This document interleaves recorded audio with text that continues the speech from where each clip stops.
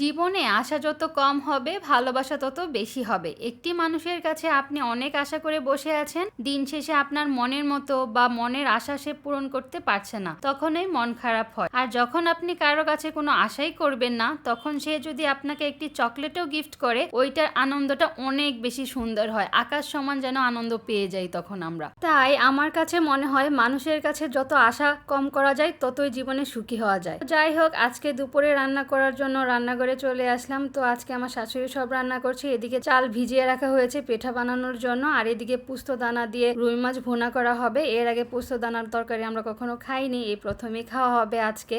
আচ্ছা, আপনারা কি কখনো পোস্ত দানা দিয়ে এটার তরকারি বা বিভিন্ন ধরনের সবজি কখনো খেয়েছেন? খেয়ে থাকলে অবশ্যই আমাকে কমেন্ট করে জানাবেন। আজকে আমরা খেয়েছিলাম, এটার টেস্ট যেন তেমন একটা আমি কিছু পাই নাই। আমার কাছে এটার কোনো টেস্টই মনে হয় নাই, মানে অথেন্টিক যেমন এটা একটা ফ্লেভার থাকে না, ওইটার কোনো আমি ফ্লেভারই পাচ্ছিলাম না কেন জানি। তারপর প্রথমে আমি কুচি করে পেঁয়াজ কুচি দিয়েছিলাম, আর কাঁচামরিচ কুচি দিয়ে তেলের মধ্যে একটু ভেজে নিয়েছিলাম। ভাজা হয়ে গেলে পোস্ত দানাটা দিয়ে দিলাম, দিয়ে ভালো করে কষানো হয়ে গেলে এখানে মশলা দিয়ে দিচ্ছি। হলুদ গুঁড়ো, মরিচ গুঁড়ো, ধনিয়া গুঁড়ো, জিরে গুঁড়ো আর পরিমাণ মতো লবণ দিয়ে ভালো করে কষিয়ে নিলাম। নেওয়া হয়ে গেলে এখানে মাছটা দিয়ে দেওয়া হয়েছিল, আসলে ওইটার ফুটেজটা নেওয়া হয়নি, এটা জানি ডিলিট হয়ে গিয়েছিল। আপনাদের সবার কাছে সরি বলে নিচ্ছি। এটার প্রপারলি একটা ডিটেলস ভিডিও আমি আবার নেক্সটে শেয়ার করব আপনাদের সঙ্গে। তারপরে চলে আসলাম বেলের শরবত খাওয়ার জন্য। বেলের শরবত তো আমাদের সবারই অনেক বেশি পছন্দের, আর আমাদের বাসায় সারা বছর বেলের শরবত এভাবে করে, মানে বেলের যে কাঠটা হয় এটা করে তারপর ডিপ ফ্রিজে রেখে দেওয়া হয় যেন সারা বছর আমরা খেতে পারি।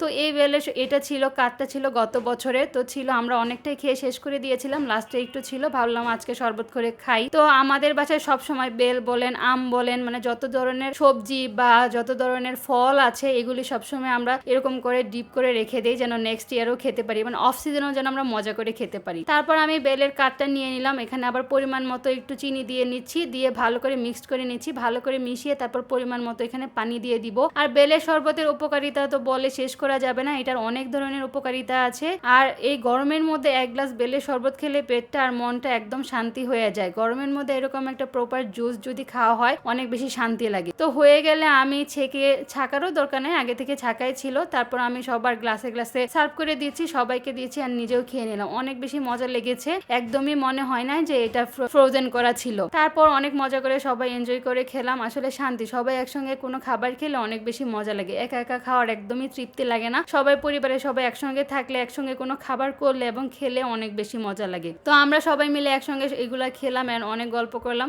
তো বাইরে এসে আমি একটু শ্যুট করার চেষ্টা করছিলাম, বাট হচ্ছিল না, আসলে বাইরে থেকে ফোনটা এভাবে ধরতে হয় না। তো আজকের ভিডিওটা এই পর্যন্তই, কেমন হলো জানাবেন। আর প্রপারলি এই বেলের শরবত একটা ভিডিও আমার চ্যানেলে আছে, চাইলে দেখতে পারেন।